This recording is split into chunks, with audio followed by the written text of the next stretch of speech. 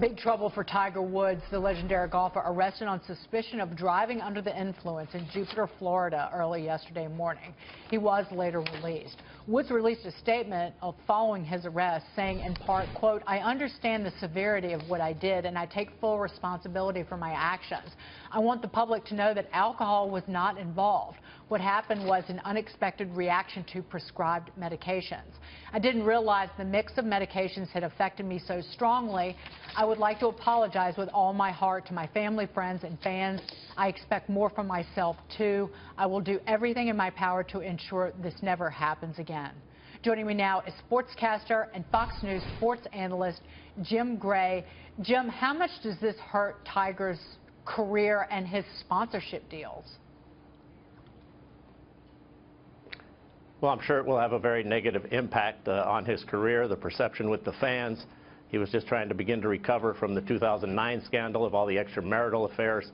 In terms of his sponsors, I'm sure they will take a close look at this, and depending upon the course of action that he takes, if he needs to go into rehabilitation and so forth. But obviously a very sad time for golf fans, and you really can't feel sorry for Tiger Woods. He has to be accountable for his actions, but he sure did give an awful lot to golf.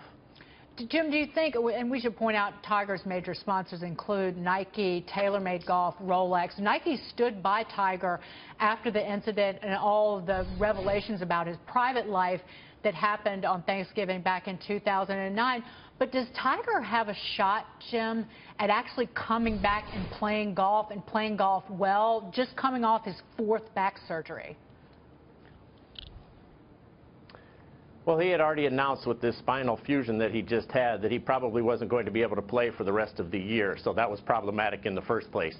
He's only played twice this year, missed the cut at Farmers in San Diego, withdrew after 1 round in Dubai, so he's not coming back this year. He will have not won a major championship since 2008 down at Torrey Pines.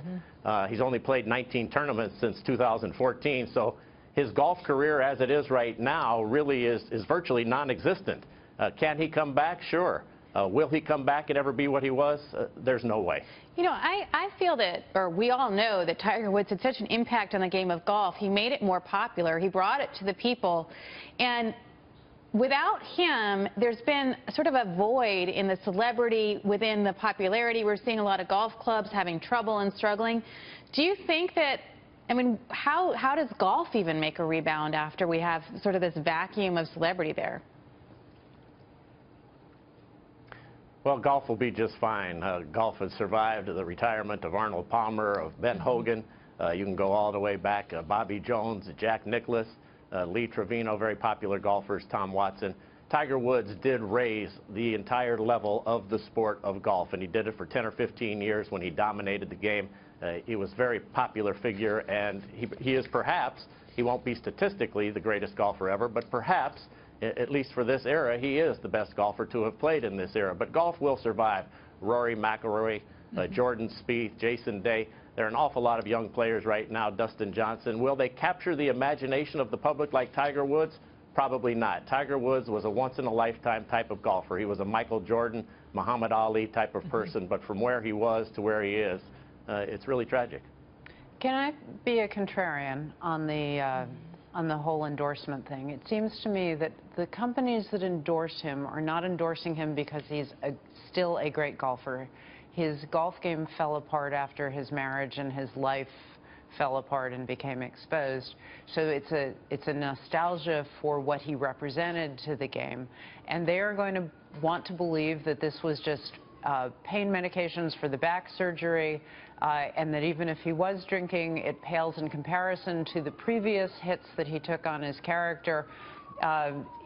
You know, lots of people drink at 3 in the morning, and we all have one-offs, you know. So I don't see where that withdraws his support to a point that causes his endorsers to need to walk away from him. He seems to me to have moved into a different category now. But where am I wrong in that analysis? Yeah, Jim Gray, final word.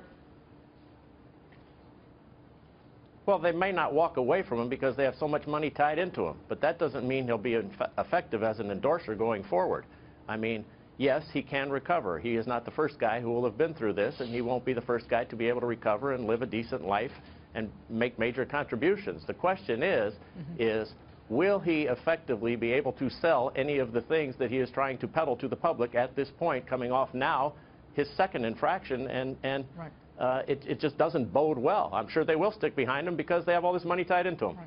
Jim, great to see you. Great analysis, as So will always. you buy any of those products? What will you do?